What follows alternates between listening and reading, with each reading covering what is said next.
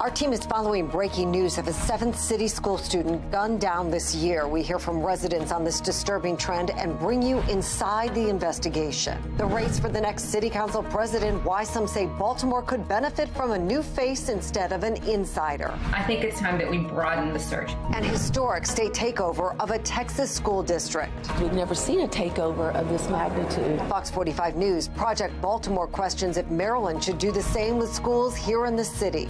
A few minutes could be the difference between life and death. How Allegheny County is setting the new standard for EMS response times and saving more lives. And what we've done in 3 years is absolutely amazing. Live from WBFF in Baltimore, this is Fox 45 News at 10. Good evening, everybody. I'm Mary Bubala. And I'm Kai Jackson. Baltimore City is on edge tonight as a Baltimore City public school student is shot to death. He is the 7th student killed this year, just 3 months into 2023. That's at least 2 students killed every month. Now, today's shooting is tragically similar to this scene yesterday. This is surveillance video of a chaos at a gas station near Reach Partnership School. There, a 16-year-old was grazed by a bullet. Fox 45's Mackenzie Frost demanding answers on what lawmakers are doing to address this problem. Our team coverage begins with Keith Daniels. Keith joins us live with the latest on today's deadly shooting. Keith? Well, Kai and Mary were told that student was at that gas station with other students. Now, a school spokesperson says the station served as a bus stop. Now, it's not clear what led up to the deadly violence, but tonight, police are looking for answers. An example, seemingly, of a troubling trend. Another Baltimore City school student shot, this time at the Eagle Mart gas station on East Northern Parkway near McLean Boulevard. It happened just before 10 o'clock Thursday morning. The victim, according to school officials, a student at the Achievement Academy on Pinewood Avenue, less than a mile away from the crime scene. At the gas station, residents pulling to the pumps now. I just don't know why. With reaction to yet another student gunned down. I get tired of kids running around here killing kids. It don't make no sense. When I was coming up, we didn't do stuff like that. On Wednesday, a Reach Partnership school student was grazed by a bullet after a shooting at another gas station. Look here. Security camera footage shows a fight broke out just moments before the gunfire. Students are seen scattering across the parking lot. A customer seen taking cover next to their vehicle. Young people involved in a conflict using guns. I think it's better ways to resolve issues. Talk it out, go to a boxing ring, anything but the guns. Meanwhile, the search for the killer in this case, the investigation ongoing. No kid should lose their life. Well, school officials have not released any information about that student, including his age. We're live tonight. Keith Daniels, Fox 45 News. Keith, thank you. Deja Garrison, Deontay Dorsey, LaRon Henderson, and Isaiah Carter are 4 of the 7 Baltimore City public school students shot and killed this year. Well, tonight, Fox 45 News is demanding answers from lawmakers about what they're doing to address the rising juvenile violence. Mackenzie Frost continues our team coverage. Another Baltimore City public school student shot on Wednesday. Mayor Brandon Scott says he's deeply disturbed by this growing trend of juvenile crime. But in Annapolis, the trend of being softer on young people getting involved in violence seems to continue. This video shows a 16-year-old boy just before 4 o'clock in the afternoon across the street from Reach Partnership School, shot. Less than 30 seconds later, Baltimore police showing up. But the shooting emblematic of the trend in Baltimore City. The man, somebody gonna have to do something about this. The latest teenage victim has non-life-threatening injuries, but 7 other teens this year, students in the city, did not survive. 17-year-old Deja Garrison killed on the first day of 2023. Deontay Dorsey, 16 years old, gunned down across the street from Edmondson High. 15-year-old LaRon Henderson killed. Andre Marino Jr., 16 years old, shot and killed too. 17-year-old Trayshawn Harmon killed in Towson. Isaiah Carter, 16 years old, gunned down at the park behind his high school. And most recently, an Achievement Academy student killed at a nearby gas station. Baltimoreans frustrated. I'm stunned. I'm not surprised, but I'm stunned. You can't even go to school these days. In Annapolis, lawmakers grappling with the rise of juvenile crime, but how to handle it seems to be split along party lines. Democrats pushing for more wraparound services, an attempt to prevent anyone younger than 25 from being charged with felony murder.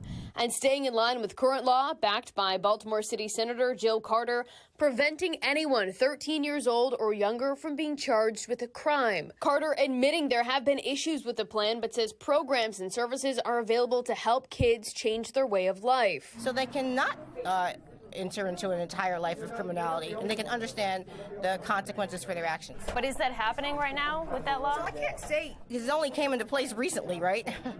So, I mean, I think the hope is that over time it's going to be better. Republicans pushing for a bigger crackdown, including a repeal of Carter's legislation. Also backing the Violent Firearms Offender Act, again, to implement tougher penalties for repeat gun offenders. That plan not likely to pass. Not only have we not addressed crime, but we've actually taken steps in the opposite way. What pieces of legislation do you think should be passed in these final weeks that could address the growing trend of young people addressing their conflicts using handguns? Depends on who the shooters are. House Minority Leader Jason Buckles says if the suspects are younger than 13, there's not much political will in Annapolis to do more, laying most of the blame at the feet of former Baltimore City State's Attorney Marilyn Mosby. I think there's a function where some of those repeat violent career offenders keep popping up because of the prior policies of the city state's attorney. 70% of Baltimore voters rejecting Mosby and her policies. And while change is occurring in the city state's attorney's office, in Annapolis, plans to craft legislative change to curb juvenile crime often hit roadblocks, while people living in the communities impacted by the violence, when is it going to stop, are waiting for plans to become reality. And their reality to result in safer neighborhoods. While the juvenile crime debate continues, the path for a bill backed by City State's Attorney Ivan Bates seeking to implement tougher penalties for certain gun crimes remains uncertain among lawmakers in Annapolis. In Baltimore, Mackenzie Frost, Fox 45 News. Now, Fox 45 News is helping to make your voice heard. Scan the QR code you see on your screen. That will take you to our website. We put together a list of names and numbers of senators and delegates in Maryland, including Senate President Bill Ferguson and House Speaker Adrian Jones. The race for city council president starting to take shape. Yesterday, current President Nick Mosby announcing he will run for re-election. On Sunday, Councilman Zeke Cohen is expected to formally announce his run after he formed an exploratory committee on the idea earlier this year. Now, some say they are fed up with seeing the same faces in City Hall, calling for a political outsider to join the race. Fox 45's Jeff Abel joins us live now with more on those calls. Jeff? Well, the election is still more than a year away, but we are already getting an inside look at two very familiar faces who are eyeing the city's second most powerful position.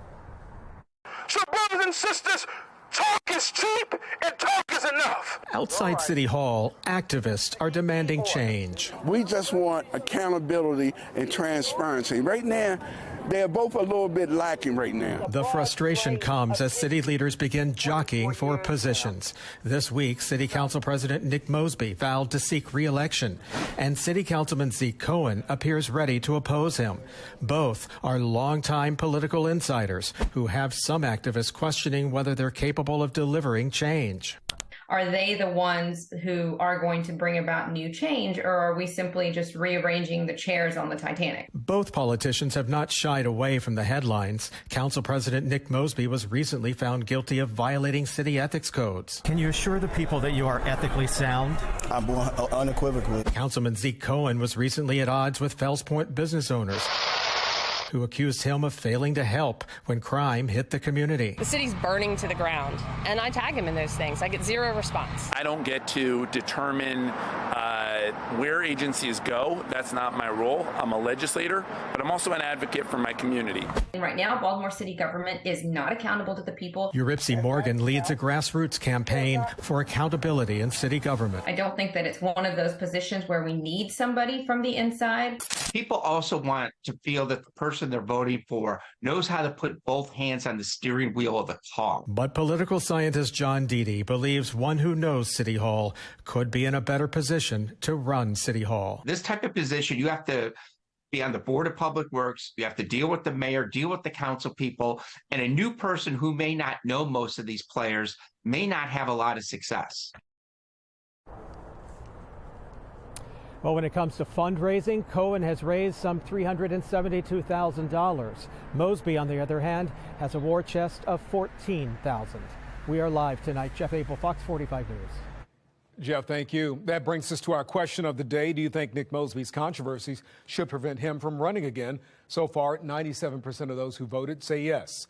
You can make your voice heard by going to foxbaltimore.com/vote. Now, some groups are questioning whether the size of the city council is right for Baltimore City. Baltimore City Council has 15 members. You can see here more than any other council in Maryland. Baltimore County has a greater population than the city, but half as many council members. They have 7. Prince George's, Montgomery counties both have 9 council members. Baltimore City Council is large when compared with other cities as well. Los Angeles also has 15 council members, but you know its population is 6 times greater than Baltimore. Phoenix, Arizona has more than 1 million residents and only 8 people on its council. Charlotte has about 300,000 more residents than Baltimore City and 11 people on its council. Baltimore City Council isn't just greater in size, it has a much bigger budget than other councils. For comparison, Charlotte City Council operates on a budget of less than $1 million. Baltimore City's council budget tops $9 million.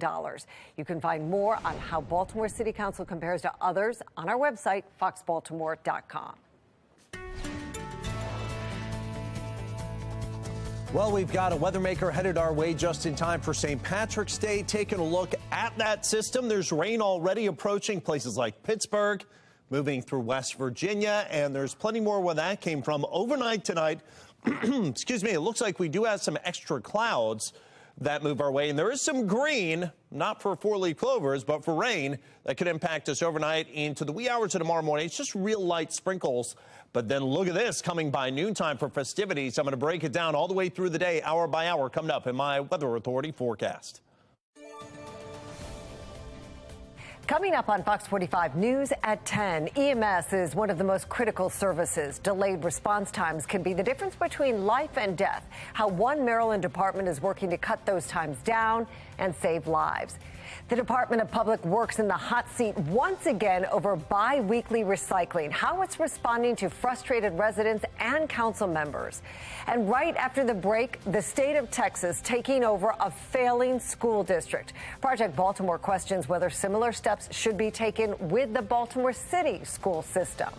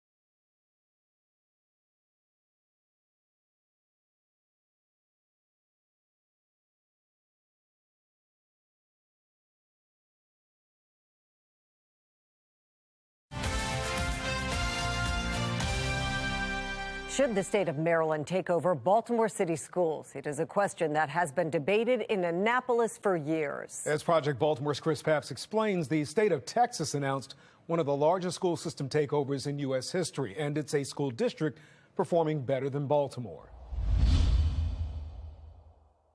Texas officials made national headlines this week, announcing a takeover of the state's largest school system, the Houston Independent School District, a move that sparked controversy. We're extremely disappointed. We're outraged. It's a dark day for HISD. The Texas Education Agency is intervening under a state law that allows it to remove the elected school board if the district is failing to meet certain state standards. Among the reasons cited for the takeover, chronic low academic achievement. Leadership is the most important ingredient in achieving success in any endeavor. Educating kids, chief among them. The state agency plans to replace the elected school board with state-appointed managers who will have the power to hire and fire the superintendent. They will also control the budget, policies, school closures, and curriculum. The public filing states prior academic performance issues continue to require action under state law. There has been a long time failure by HISD, and the victims of that failure are the students. Houston is a much larger school system than Baltimore. It has about twice the number of students. Both are about 90% minority, but that is where many of the similarities end. According to the most recent U.S. Census data, Houston spent more than $10,000 per student in 2020, with a four-year graduation rate of 83.8%. Meanwhile, in 2020, Baltimore City Public Schools spent more than $16,000 per student, with a four-year graduation rate of 69.9%. In the most recent round of federal testing, Houston students significantly outperformed Baltimore in every category we looked at. In fourth grade math, Houston students scored on average 25 points higher than in Baltimore. In other words, Houston spends much less money per student than Baltimore for better results. Yet Houston was taken over by the state of Texas. We've been fighting to try to do something about these persistently failing schools for 6 years, and fighting with a number of the school systems, particularly Baltimore City. 2 years ago, in March of 2021, Project Baltimore interviewed then Governor Larry Hogan about poor student outcomes in Baltimore City schools. At the time, we asked him this. Do you see the possibility of a state takeover with this type of outcome for students? I know it was tried before, and again, it takes legislative action. And Governor Bob Ehrlich, was so disgusted with the performance of the schools that he attempted to have a state takeover and got almost no support in the state legislature. The folks in the legislature are very supportive of the teachers union and very supportive of the status quo in our schools. In 2006, Maryland State Superintendent Nancy Grasmick tried to intervene in city schools. When you have 10 students out of almost 300 passing a state math examination, that is not acceptable. But there was a lot of pushback from state Democrats. A takeover never happened. There are problems in the school system, problems we're trying to grapple with and work our hands around, obviously. We just don't think at this particular juncture, bringing in any outside group will do any better. 17 years later, in 2023, Baltimore City is still Maryland's lowest performing school system and one of America's lowest performing. Project Baltimore sent this email to the Maryland State Department of Education asking if it believes a state intervention of Baltimore City is needed based on academic performance, and if MSDE is confident in the job performed by the Baltimore City Board of School Commissioners and CEO Dr. Sonia Santelises. We have not heard back from MSDE. Meanwhile, officials in Texas are making their voices heard. We've never seen a takeover of this magnitude. I'm Chris Papps, and this is Project Baltimore. Back in Maryland, lawmakers are debating the governor's budget. In it, Governor Wes Moore plans to cut funding for the Boost program. Boost provides scholarships to low-income families to put students in a non-public school. More than 3,000 students use the funding In the House, those cuts are moving forward. In the Senate, fully funding the program is gaining some bipartisan support. And senators say they're hopeful the funding cuts won't move forward. We can do a lot through the budget. We can make some legislative type changes. Here we are, 9 weeks, 10 weeks into session, and we can't just get a simple agreement that we're going to fund the Boost program at the levels that it's been traditionally funded. I just think that, having a portfolio of options in the state for making sure that everybody can maximize their potential is something that we can find a way to do. Are you open to codifying Boost? I think we'll see. It's going to be up to the Budget Committee and the Senate overall. There's conversations. I think we spent a lot of time on this differential. We spent a lot of energy on what is not a lot of money in comparison to our $62 billion budget. And so I think, if there's a way that we can just come to some level of agreement and compromise across the board, I think that would be good for everyone. Well, if the Senate keeps the funding, the issue would likely go to a conference committee for more debate. Despite the growing support, the governor says he believes public funds should not go to private schools. Now, supporters of the Boost program say the governor's argument doesn't make sense to them because state dollars go to private ventures like housing vouchers and sports stadiums. Some claim the governor is cutting funding from the Boost program because of the influence from teachers' unions in Maryland. They supported the Moore campaign. Now, the governor denies those claims. Governor Wes Moore himself attended private school. The Baltimore City State's attorney indicting 2 police officers today, what they're accused of doing and the trouble one of them has been in before.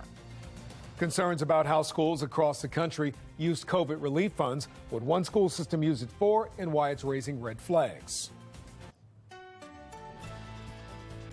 And feeling a lot like spring today with our highs at 66 degrees. And guess what? Monday, spring actually does arrive, and average high temperatures by then working their way all the way up into the mid to upper 50s. And it goes up from there as we head towards May and April in the 60s and 70s. We could have some temperatures like that around here. And guess what? Just dropping today, the 3-month outlook from NOAA looks above average around here. I'm going to let you know how that 7-day meets up with that in my Weather Authority forecast.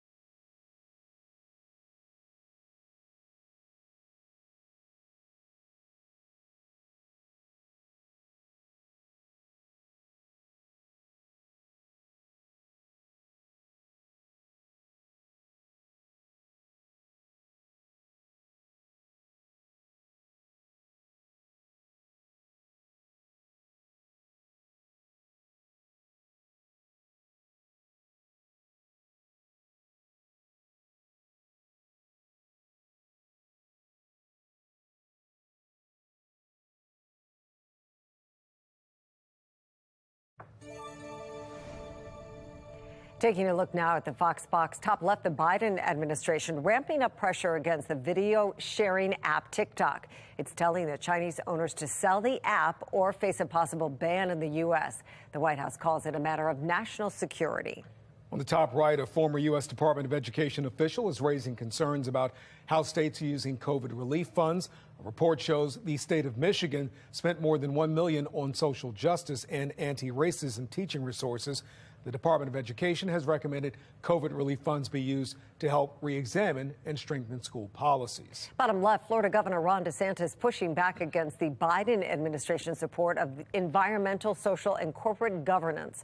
18 other Republicans are joining that effort.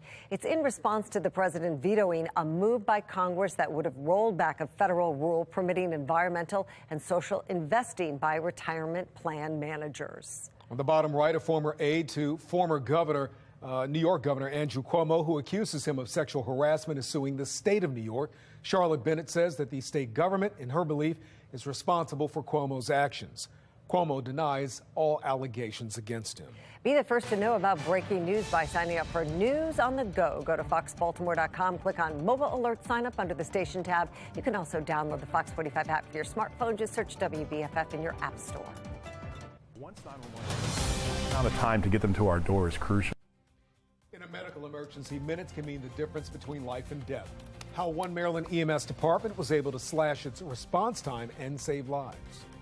Lawmakers in Washington pushed to label Mexican drug cartels as terror groups after the killing of Americans. I'm Scott Thuman in Washington with what's being done here on Capitol Hill coming up.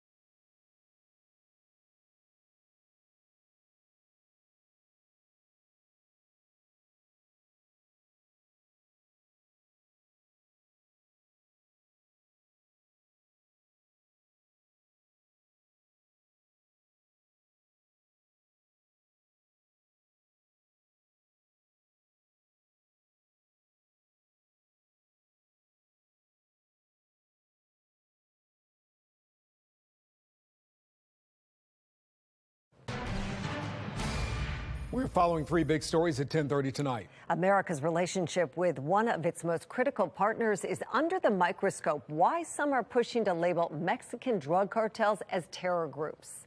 Baltimore City Council members are demanding answers from the Department of Public Works about bi-weekly recycling.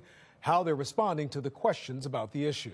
EMS is critical in saving lives, providing ambulances and EMTs during emergencies. But for some in rural communities, that help doesn't come soon enough sometimes. We begin there. In rural areas across the country, EMS response times average more than 14 minutes, which can mean the difference between life and death. Fox 45's Olivia Dance has a firsthand look at one Maryland department's journey to cut down those times and save lives.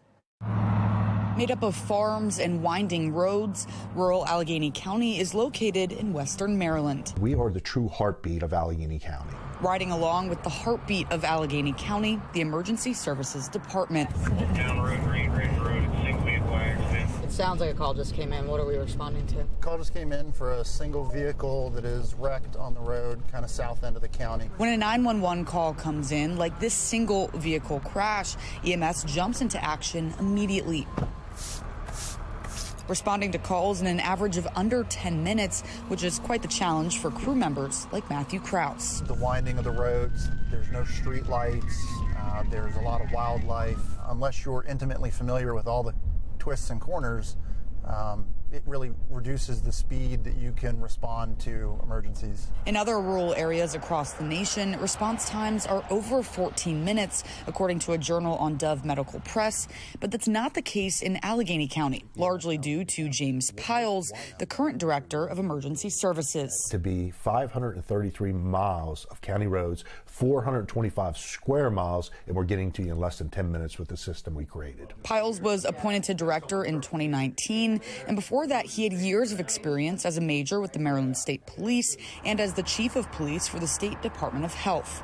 Before he was appointed, the Allegheny County EMS department wasn't always this efficient. We knew that certain volunteer departments were failing, or possibly our travel time was too far. Aaron Blacker has been in the department for over a decade. He saw the challenges Allegheny County EMS faced, like so many others across the country. I'm not sure what the response times was, but they could be great, over 20 minutes. But all that changed in 2019 when Piles came on board. When you look at 2017 to 2019, our first year together, it was 2019, we reduced failed delayed rates by 80%. Having no experience in EMS prior to taking on the role, you have to run this as a business.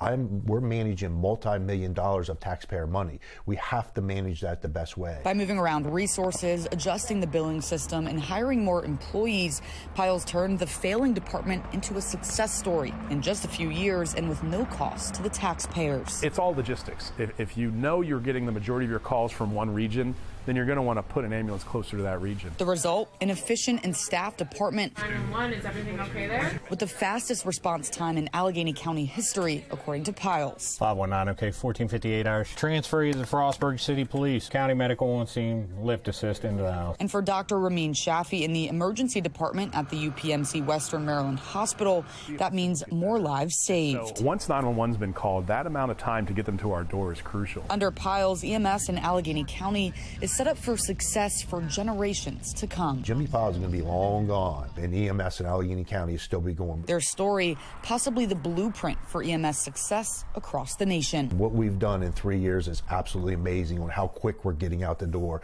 the amount of personnel we have, and it's a result of amazing staff. Reporting in Allegheny County, I'm Olivia Dance, Fox 45 News. Baltimore City State's Attorney Ivan Bates is announcing criminal indictments against 2 Baltimore police officers in separate cases. One is accused of sexual misconduct. The other is accused of assault at a bar. Now, the officer in the assault case, Larry Worsley, has been in trouble before.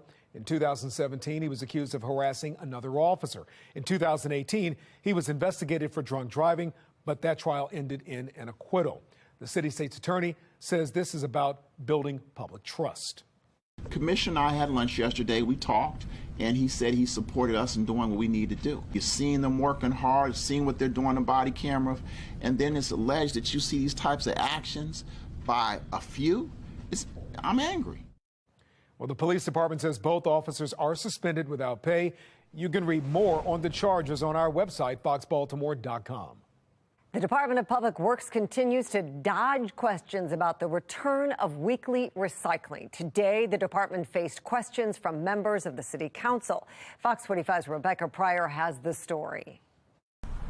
Yeah, not only is the city able to provide a timeline for when they'll be able to resume weekly recycling, they're also unable to say what they'll need to get the job done. Tonight, Councilman Zeke Cohen calling the lack of answers unacceptable.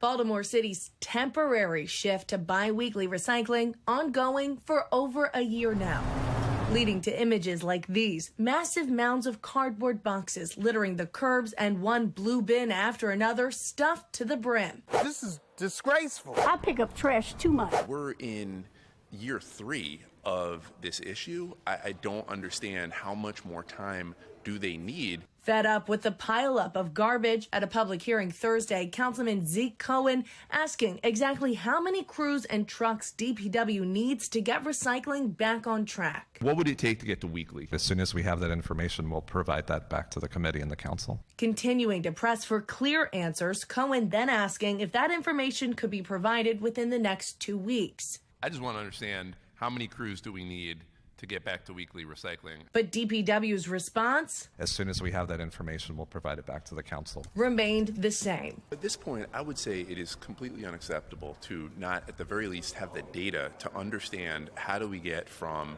bi-weekly to weekly recycling pickup. The only data DPW was able to provide, a chart showing both staffing and equipment needs heading in the wrong direction. This despite DPW previously promising a plan for restoring weekly collections would be provided in this 28-page report released back in January. The report recommending DPW hire 48 drivers, 96 laborers, and 48 trucks, costing the city $23 million up front and about $11 million annually. This was supposed to be the roadmap for turning the troubled agency around, but now DPW claims it's just the first step. Are you not able to say at all when you'll be able to provide what's at least even needed to get back to buy? I don't have that timeline with me today. Meanwhile, the city recently spending nearly $15 million on Clean Core, a community-based initiative where residents are paid to pick up trash. Money Councilman Cohen argues would have been better spent on restoring basic city services. When we're in a crisis, we need to get our own city services back online first. Now, Mayor Brandon Scott helped spearhead the Clean Core program since its launch. He has doubled down on its funding, claiming DPW has all the funding it already needs. Reporting in Baltimore City, Rebecca Pryor, Fox 45 News. One group of residents is so fed up with the bi-weekly recycling, they are filing a petition in circuit court to return to weekly recycling, pointing to part of the city charter which requires the city to perform weekly recycling collections. Now, Fox 45 News asked DPW about that lawsuit today. They told us they couldn't comment on it. The city now has less than 30 days to respond to the pending litigation.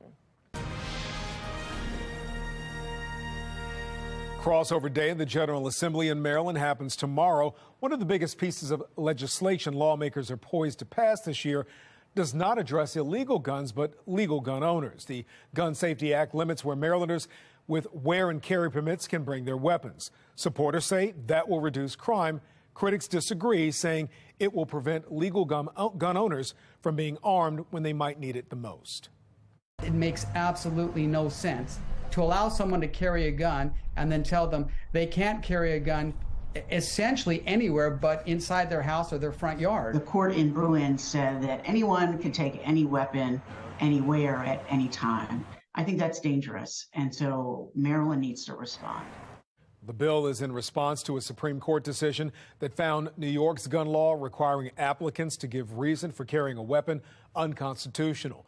The decision meant Maryland's good and substantial reasoning requirement fell too, making it easier to get a wear and carry permit. Many claim the Gun Safety Act is unconstitutional and will be struck down if passed.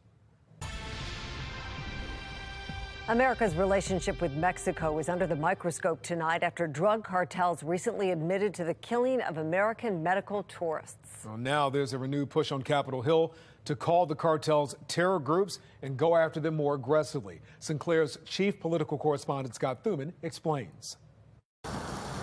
It is not just the crush of migrants at the southern border that have policymakers in Washington searching for answers. It is crime, like the cartel kidnapping of 4 Americans, 2 of whom died after they crossed into Mexico for medical procedures, all part of a growing concern. When you see some of the violence that has happened in Mexico over the years, it's nothing short of terrorism. On Wednesday, during a congressional hearing at the border, officials acknowledged they're not in complete control. That's the definition of operational control. Based upon the definition you have, sir, up there, no. Many questioning if it's time to label Mexican drug cartels as foreign terror organizations. It's a perennial debate.